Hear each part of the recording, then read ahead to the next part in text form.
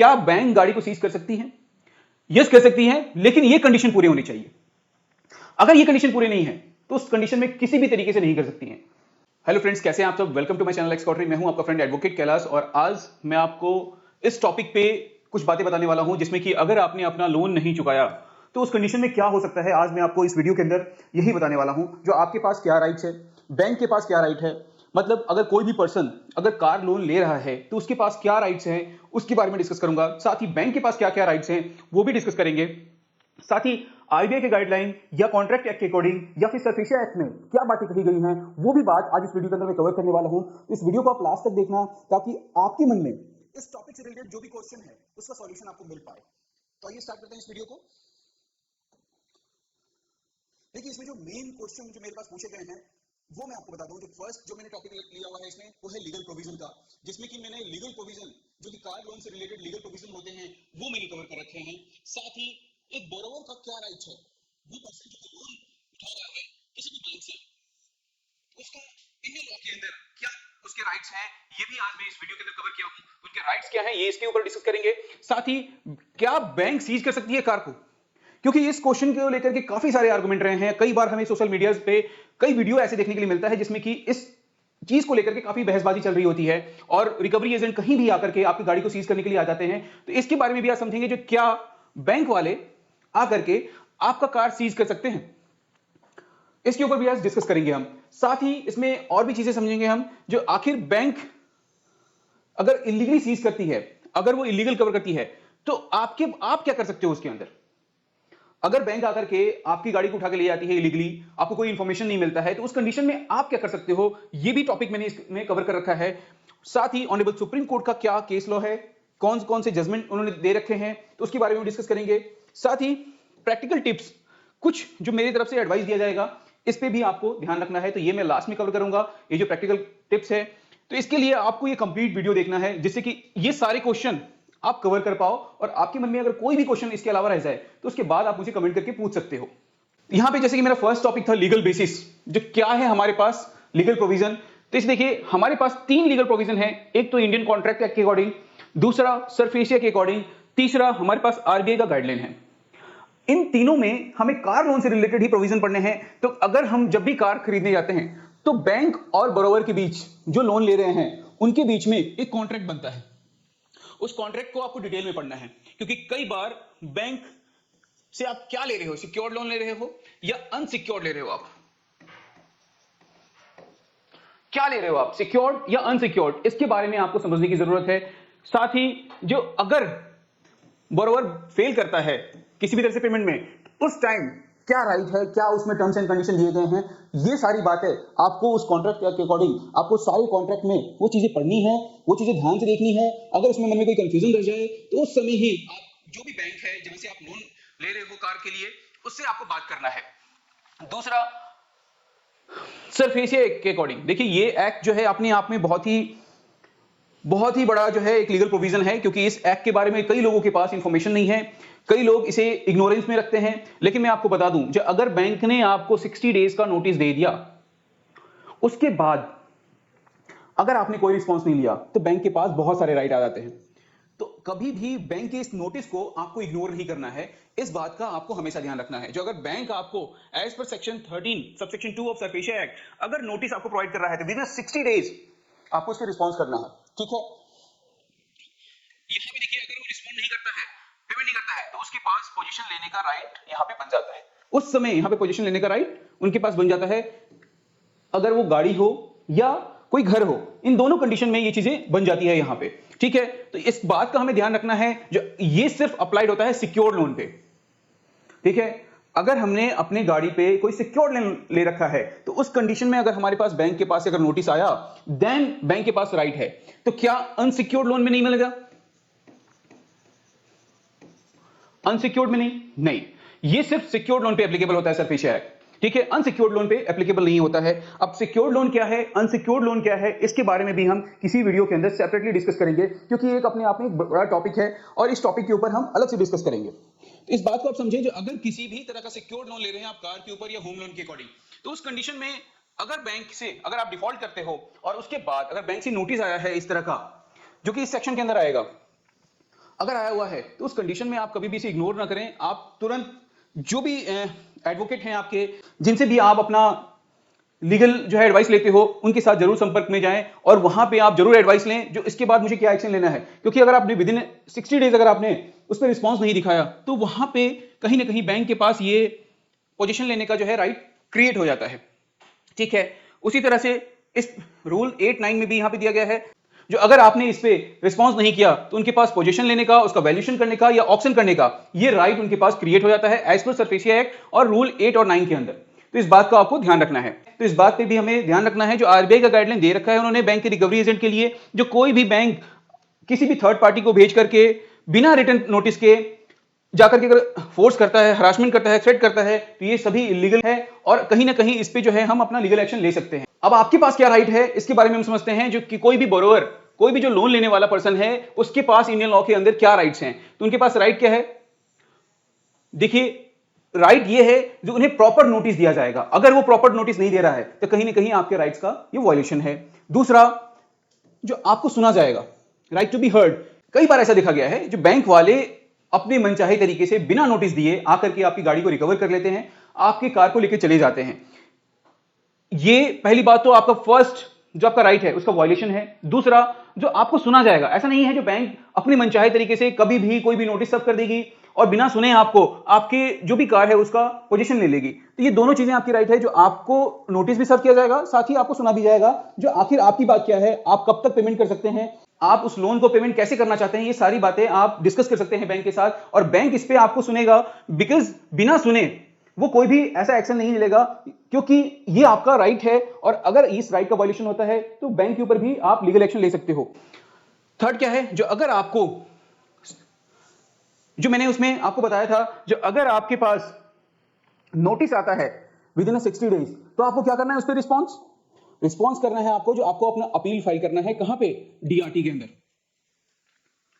DRT के अंदर आपको एज पर सेक्शन 17 आपको सरफेसिया एक्ट के अकॉर्डिंग आपको अपील फाइल करना है। अगर आप with in 60 days appeal file नहीं करते हो तो कहीं ना कहीं आपका राइट जो है वहां पे खत्म हो जाता है। तो इसलिए इस प्रोविजन को याद रखना और समझना बहुत जरूरी है। जो अगर आपके पास कोई नोटिस आया तो आप इस सेक्शन के अकॉर्डिंग अपना अपील फाइल करोगे, कहां पे, डीआरटी के अंदर। ओके, फिर आता है आप जो right for the fair valuation. अगर ऐसा हो गया जो आपने अपील भी फाइल नहीं किया, आपके पास नोटिस आया लेकिन आपने नोटिस का रिस्पॉन्स में अपील फाइल नहीं किया, तो उसके बाद अगर कभी भी व्हीकल का वैल्यूएशन हो रहा है, कोई ऑप्शन किया जा रहा है, तो उसका फेयर वैल्यूएशन किया जाएगा। ऐसा नहीं है जो आपके व्हीकल का वैल्यू अगर 5 लाख है तो उसका वैल्यूएशन जो है वो 1 लाख में कर दिया जाएगा और फिर बाद में कहा जाएगा कि अगर आपका पेंडिंग जो अमाउंट है, ड्यू अमाउंट है, वो अगर 3 लाख रुपीस है तो बाद में ये नहीं कहा जाएगा जो नहीं, आपकी कार से तुम हमें 1 लाख ही रिकवर हुआ, अब जो बच गया 2 लाख रुपए वो आप पेमेंट करो, जबकि आपकी कार की वैल्यू 5 लाख रुपीस थी। तो फेयर वैल्यूएशन किया जाएगा। बिना फेयर वैल्यूएशन के जो है कार को ऑक्शन में नहीं डाला जाएगा। ठीक है, अगर इस तरह का कोई भी कंडीशन होता है, जो अगर वो आकर के किसी भी तरीके से इलीगली आपसे गाड़ी रिकवर करते हैं तो उस कंडीशन में आप अपना कंप्लेंट फाइल कर सकते हो। तो ये भी आपका राइट का पार्ट है। तो आपके पास 4 राइट हैं, तो नोटिस रिसीव करने का। दूसरा, जो आपको किसी भी समय किसी भी स्टेज पे आपको सुना जाएगा, बिना सुने आपके कोई भी कार्रवाई नहीं की जाएगी। तीसरा, जो आप अपने पास अपील फाइल करने का आपके पास राइट है, जो आप डीआरटी के अंदर विद इन 60 डेज सेक्शन 70 के अंदर आप अपना अपील फाइल कर सकते हो। उसके बाद गाड़ी की कभी अगर ऑक्शन किया जाता है तो उसका फेयर वैल्यूएशन होगा, ना कि उसे इग्नोर किया जाएगा। ठीक है, इसके लिए भी आपके पास राइट है। फिर हो गया जो आपके पास कंप्लेंट फाइल करने का है, जो अगर कोई इलीगली रिकवर करने आता है, फोर्सफुली रिकवर कर रहा है, तो उस कंडीशन में भी आपके पास राइट है, जो आप उसका कंप्लेंट कर सकते हो, उस पर भी लीगल एक्शन लिया जाएगा। अब ये क्वेश्चन बहुत बार लोगों ने क्वेश्चन किया है, जो क्या बैंक रिकवर कर सकती है। देखिए, इसका सिंपल सा मैं आंसर दे दूं, बैंक रिकवर कर सकती है। यस, बैंक रिकवर कर सकती है, लेकिन इसके पीछे बहुत सारी कंडीशन है। उस कंडीशन को अगर वो फुलफिल कर रहे हैं तो ठीक है। अब कई बार लोग ये कहते हैं जो बैंक रिकवर कर ही नहीं सकती। देखिए, जब तक आप पूरी कंडीशन को ना बताएं तब तक इस तरह का गलत इंफॉर्मेशन कभी भी आप पब्लिकली किसी पर्सन को प्रोवाइड ना करें। कब कर सकती है, कब नहीं कर सकती है, ये दोनों बातें बताना बहुत जरूरी है, क्योंकि बैंक के पास अपना इंडिविजुअल राइट भी है, आरबीआई के गाइडलाइन उनके लिए भी है और आपके लिए भी है। अगर आप कुछ गलती करोगे तो जरूरी ये नहीं जो आपके व्हीकल को रिकवर नहीं किया जाएगा। अगर आपकी तरफ से गलती है तो ऑब्वियसली बात है जो आपकी व्हीकल को रिकवर किया जाएगा दो तीन कंडीशन हो सकते हैं। यहां पे देखिए कब किया जाएगा, अगर गाड़ी पे सिक्योर्ड कार लोन है, कोलेक्ट्रल है ये लोन। देखो पहली चीज तो ये आती है, जो आपने लिया कार, ठीक है, आपने इस पे लिया कार लोन। इस बात को बहुत अच्छे से समझो आप, बिकॉज क्या है, यही कंफ्यूजन है जिसके कारण इशू आता है। आपने ये कार लोन लिया 5 ईयर के लिए, ठीक है, आपने इसमें 5 ईयर में से 4 ईयर तो आपने पेमेंट कर दिया, ठीक है, आपने 4 साल तक तो पेमेंट कर दिया है अपने कार लोन का। लेकिन उसके बाद क्या हुआ, 4 साल पेमेंट करने के बाद आपके पास एक कॉल आता है बैंक की तरफ से कि सर आपके कार पे आपको लोन मिल सकता है, और आपने उस कंडीशन में अपनी गाड़ी के ऊपर लोन ले लिया। ये लोन आपका अनसिक्योर्ड लोन है, क्योंकि आप गाड़ी लेने के लिए लोन ले रहे हो आप, राइट। लेकिन जब आपने यहां पे 4 साल पेमेंट करने के बाद लोन लिया है, तो कहीं ना कहीं ये बन गया आपका सिक्योर्ड लोन, और इस लोन के ऊपर ये लोन आपका कोलेक्ट्रल हो गया, और कोलेक्ट्रल होने के चलते आपकी गाड़ी को रिकवर किया जा सकता है। लोग इस कंफ्यूजन में कई बार जो है अपने पास क्वेश्चन रखते हैं, जो नहीं हमारी गाड़ी को रिकवर कर ही नहीं सकते, सुप्रीम कोर्ट का गाइडलाइन है, हाई कोर्ट का गाइडलाइन है, और बहुत सारे लॉ प्रोविजन ऐसे हैं जो कहीं भी हमारी गाड़ी को रिकवर नहीं किया जा सकता है। तो इस बात को समझना बहुत जरूरी है, जो आपने कार लोन लिया इस कंडीशन में वो आपसे गाड़ी रिकवर नहीं कर सकते इनिशियली, जब तक कि कोर्ट का ऑर्डर नहीं आता। लेकिन अगर आपने विद इन अ टाइम उस पर कोई सिक्योर्ड लोन ले लिया, मतलब कार के ऊपर फिर से लोन ले लिया, उस कंडीशन में ये बन गया आपका सिक्योर्ड लोन, और उस कंडीशन में ये कोलेक्ट्रल अमाउंट हो गया, और इस कंडीशन में आपकी गाड़ी को रिकवर किया जा सकता है। तो मैंने इसलिए बोला आपको, जो यहां पे जो क्या बैंक गाड़ी को सीज कर सकती है, यस कर सकती है, लेकिन ये कंडीशन पूरी होनी चाहिए। अगर ये कंडीशन पूरी नहीं है तो उस कंडीशन में किसी भी तरीके से नहीं कर सकती है, ठीक है। अगर बोरोवर ने डिफॉल्ट किया है, यूजुअली 3 कंसेक्यूटिव ईएमआई या उससे ज्यादा। देखिए अगर आपने कभी लोन लिया, तो लोन लेने के बाद अगर आपने 3 लगातार ईएमआई का डिफॉल्ट कर दिया, उस कंडीशन में बैंक फिर जाएगा कोर्ट, और कोर्ट से ऑर्डर लेकर के आपकी गाड़ी को रिकवर कर सकता है वो। लेकिन इस बीच में बैंक फॉलोअप तो ले सकता है फॉर द ड्यू प्रोसेस, जिसमें कि वो कभी भी आपको कोई फोर्स नहीं कर सकता, ना किसी तरह से वो थ्रेट कर सकता है, या फिर आपको प्रॉपर नोटिस देगा, तभी जाकर के वो विजिट भी कर सकता है आपके प्लेस पे। तो ये सारी कंडीशन अगर फुलफिल हो रहे हैं, तब वो आपसे रिकवर कर सकता है। लेकिन अगर ये कंडीशन पूरे नहीं हो रहे हैं, तो आपसे कभी भी बैंक आपसे गाड़ी रिकवर नहीं कर सकता है, जब भी आप कार लोन लेते हो तो इस बात को समझना बहुत जरूरी है। लेकिन इस पॉइंट को समझना बहुत जरूरी है, क्योंकि ये पॉइंट आपके लिए बहुत ही ज्यादा जरूरी है, क्योंकि इसी पॉइंट में कंफ्यूजन रहता है और वही बात समझ में नहीं आती है। अब मान लेते हैं, जो अगर आपका वो कंडीशन पूरा नहीं किया बैंक वालों ने, और इलीगली आपसे आपकी गाड़ी को रिकवर कर लिया, तो ऐसी कंडीशन में आप क्या करेंगे, कंप्लेन करेंगे पुलिस के पास। किसमें, आईपीसी के सेक्शन 379 में, जो कि थेफ्ट के लिए है। अब बीएनएस में इस प्रोविजन को देखना है, जो कौन सा प्रोविजन बनता है। लेकिन सेक्शन 379 आईपीसी के अंदर आप थेफ्ट में इसका कंप्लेन कर सकते हैं, क्योंकि आपके पास कोई भी नोटिस नहीं आया, बिना आपसे पूछे वो उसको इलीगली रिकवर करके ले गए हैं। तो वहां पे बिना कोर्ट के ऑर्डर के या बिना नोटिस के अगर वो रिकवर लेके गए हैं, तो उस कंडीशन में आप इस सेक्शन के अंदर अपना कंप्लेन फाइल कर सकते हैं पुलिस के पास। दूसरा, कंज्यूमर फोरम में आप केस फाइल कर सकते हैं for the deficiency in service. अगर उन्होंने नोटिस नहीं दिया है या मेंटली आपको हरास किया है, तो ऐसी कंडीशन में for the deficiency of services आप कंज्यूमर फोरम में भी जा सकते हो। उसके बाद आप डीआरटी में अपील फाइल कर सकते हो इसके रिगार्डिंग भी, क्योंकि वहां नोटिस देना बहुत जरूरी है बैंक का। तो अगर बैंक ने बिना नोटिस दिए, बिना आपको इन्फॉर्म किए, बिना कोर्ट के ऑर्डर के, अगर वो बिना आपसे पूछे अगर वो आपको इलीगली रिकवर करके लेके जा रही है, तो उस कंडीशन में आप डीआरटी में अपील फाइल करोगे और उस पर एक्शन लिया जाएगा, ठीक है। या फिर आप हाई कोर्ट में रिट पिटीशन फाइल कर सकते हो under the article 226 for the violation of fundamental right, क्योंकि ये आपके फंडामेंटल राइट का वायलेशन है, जो आपको बिना इन्फॉर्म किए, आपसे बिना कहे, बिना पूछे आपके एसेट्स पे वो किसी तरीके से इलीगली उसको रिकवर कर रहा है। तो उस कंडीशन में आपके पास ये फंडामेंटल राइट है, जो आप डायरेक्ट हाई कोर्ट में भी अपना रिट पिटीशन फाइल कर सकते हो। या फिर आप सिविल सूट फाइल करोगे damage, compensation and recovery of position के लिए। तो ये आपके पास टोटल 5 पॉइंट हैं, जो अगर बैंक आपसे इलीगली रिकवर करती है, तो उस कंडीशन में आपकी ये राइट्स हैं, इसके अकॉर्डिंग आप उन पे कार्रवाई कर सकते हो और अपने व्हीकल को आप अपने कस्टडी में ले सकते हो। अब आ गया जो ऑनरेबल सुप्रीम कोर्ट का जजमेंट। देखिए मैंने इसमें 2 जजमेंट कवर किए हैं। पहला जजमेंट तो यह है आईजीसी बैंक लिमिटेड और शांति देवी शर्मा, जो कि 2008 का है। इसमें भी इलीगल रिकवर किया गया था, जिसके कारण जो भी पर्सन था वो काफी हैरास हुए थे और उस पे जो है ऑनरेबल सुप्रीम कोर्ट के द्वारा उन्हें ऑर्डर किया गया जो कंपनसेशन देने के लिए। साथ ही जो है ये वायलेशन है फंडामेंटल राइट का, आर्टिकल 21 का, तो इसलिए उन पे कार्रवाई करने के लिए कहा गया। तो ये आपके पास एक जजमेंट है जिसका रेफरेंस आप यूज कर सकते हो। जब कभी भी इस तरह का अगर कोई कंडीशन बनता है तो आप इस जजमेंट का यूज करके उन्हें बता सकते हो कि ये कहीं ना कहीं मेरे फंडामेंटल राइट का वायलेशन है। इसके बाद हमने दूसरा जो जजमेंट कवर कर रखा है वो है ICC bank limited versus Prakash Kaur and others का, जो कि आपका 2007 का है। इसमें भी वही चीज है, जो रिकवर जो किया जाता है वो फोर्सली किया जाता है, तो ये कहीं ना कहीं आपके वायलेशन है फंडामेंटल राइट का। तो इस बात को समझने की जरूरत है जो मैंने आपको बताया, जो अगर वो इलीगली रिकवर करते हैं तो आपके पास क्या राइट बनता है। तो आपके पास ये सारे राइट्स हैं जिसको आप अवेल कर सकते हो। इसमें आप कंप्लेन फाइल कर सकते हो, कंज्यूमर फोरम जा सकते हो, डीआरटी में अपील फाइल कर सकते हो, साथ ही आप हाई कोर्ट में जाकर के रिट पिटीशन फाइल कर सकते हो, और साथ ही इसके अलावा आप सिविल सूट भी फाइल कर सकते हो अपनी कंपनसेशन, डैमेज और रिकवरी पोजीशन के लिए। तो ये बात आपको ध्यान में रखने की जरूरत है। अब आगे हमारे पास जो मैंने आपको बताया था, जो मेरी तरफ से कुछ एडवाइस दिया जाएगा, कुछ टिप्स दिया जाएगा, तो ये मेरी तरफ से टिप्स है जो कभी भी अगर आपके पास बैंक का नोटिस आए तो आप इसे इग्नोर मत करो, क्योंकि कई बार कोई भी नोटिस आया, कुछ भी आया, हम इग्नोर करके बैठ जाते हैं। जो ठीक है देखा जाएगा, जब डेट आएगा, जब टाइम आएगा तो देखा जाएगा। देखिए हमारे लॉ में कहा गया है जो कभी भी अगर आप किसी रूल या लॉ को आप इग्नोर करते हो क्योंकि आपको पता नहीं है, तो ये कहीं नहीं माना जाएगा आपके लिए। जो आपको अगर लॉ नहीं पता, अगर आपको लॉ नहीं पता तो आप जो है उसमें बेगुनाह हो, आप उसमें एक्यूज नहीं हो, ये कहीं नहीं लिखा गया और कहीं नहीं माना गया। तो अगर आपके पास कोई भी नोटिस आता है बैंक का तो आपको उसे इग्नोर नहीं करना है।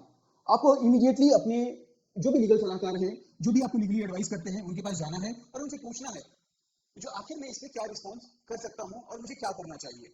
दूसरा,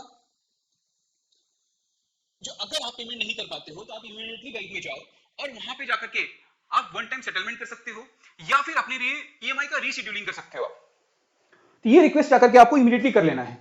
तो इन दोनों कंडीशन में यही चीज देखा गया है, जो आपको इग्नोर नहीं करना है। दूसरा, आप जाकर के अपनी ईएमआई का रीशेड्यूलिंग करने के लिए रिक्वेस्ट कर सकते हो। ये बात आप ध्यान में रखो, जब भी कभी बैंक वाले रिकवर करने के लिए आते हैं तो वहां पे आपको किसी भी तरीके का उनके लेटर पे साइन नहीं करना है, क्योंकि वो आपसे ये साइन कराएंगे, जो बैंक रीपोजिशन लेटर ये आपसे साइन कराएंगे, ये कभी आपको साइन नहीं करना है। अगर वो फोर्स करते हैं इसके लिए तो आप इसके लिए भी इमीडिएट एक्शन ले सकते हो, आप लीगली इसके लिए भी जा सकते हो। अगर किसी तरीके का इंटरेक्शन होता है आपका रिकवरी एजेंट के साथ तो उसे भी आप रिकॉर्ड कर सकते हो। जो आप कोशिश करो जो उसे रिकॉर्ड करके रखो, जो आपके साथ वो किस तरीके से मिसबिहेव कर रहे हैं, तो उसे भी आपको रिकॉर्ड करके रखना है। साथ ही आप इमीडिएट कंप्लेन लॉन्च करो आरबीआई ओम्बड्समैन में, साथ ही कंज्यूमर कोर्ट के अंदर। अगर वो आपको किसी तरीके से थ्रेट दे रहे हैं या फिर आपको परेशान कर रहे हैं या किसी भी तरीके से आपको हरास कर रहे हैं, तो इस कंडीशन में आप जाकर के यहाँ पे पहले कंप्लेन कर सकते हो इमीडिएट। तो आपको ये करना है। ये 4 टिप्स हैं मेरे द्वारा जो कि आपको ध्यान में रखना है। जो कभी भी बैंक का नोटिस आए तो उसे आपको इग्नोर नहीं करना है। साथ ही आप अगर पेमेंट नहीं कर पा रहे हो अपनी ईएमआई का तो आप उसे जाकर के रीशेड्यूल करा लो। तीसरा, जो कभी भी आपको कोई ब्लैंक पेपर पे साइन करके नहीं देना है या कोई ऐसा लेटर जिसमें कि रीपोजिशन है तो उस पर आपको साइन करके नहीं देना है। वो आपको बोले तो ये नहीं कंपलसरी है, आपको साइन करके देना होगा। आप किसी भी सिचुएशन में आप उन्हें साइन करके ये लेटर नहीं दोगे। साथ ही अगर कोई इंटरेक्शन होता है आपका रिकवरी एजेंट के साथ तो उसे आपको रिकॉर्ड करना है और तुरंत जाकर के आरबीआई ओम्बड्समैन के अंदर या कंज्यूमर कोर्ट के अंदर आपको, अगर वो थ्रेट कर रहे हैं, किसी तरह के मिसबिहेव कर रहे हैं, तो आपको कंप्लेंट फाइल करना है। तो ये रहा पूरा डिटेल, जो कि अगर आप अपना कार लोन नहीं दे पाते हो तो ये रहा पूरा डिटेल, जिसमें कि मैंने आपको ये बताया जो अगर आप अपना कार लोन नहीं दे पाते हो, अगर आप किसी भी तरीके से अपना ईएमआई पेमेंट नहीं कर पाते हो तो आपको क्या करना है, आपके पास क्या राइट है, अगर कोई रिकवरी एजेंट आकर के आपके साथ मिसबिहेव करता है उस कंडीशन में क्या कर सकते हो आप, साथ ही क्या बैंक आपसे कार रिकवर कर सकता है नहीं कर सकता, जो कि मैंने आपको आंसर दे दिया। लेकिन फिर भी अगर आपको लगता है कि कोई क्वेश्चन मेरे से छूट गया हो जिसका मैं आपको आंसर ना कर पाया हूं तो आप मुझसे कमेंट करके उस क्वेश्चन का आंसर पूछ सकते हो, क्योंकि अगर वो आप क्वेश्चन करोगे तभी मुझे पता चलेगा जो आपके पास इस तरह के क्वेश्चन अभी भी रह गए हैं। फिर मैं एक सेपरेट वीडियो बना करके उस क्वेश्चन का भी आंसर देने का कोशिश करूंगा। बाकी आपको ये वीडियो कैसा लगा? वीडियो अगर पसंद आए तो वीडियो को लाइक करें, चैनल को सब्सक्राइब कर लें ताकि इस तरह की इंफॉर्मेटिव वीडियो आपको मिलते रहे। Thank you so much.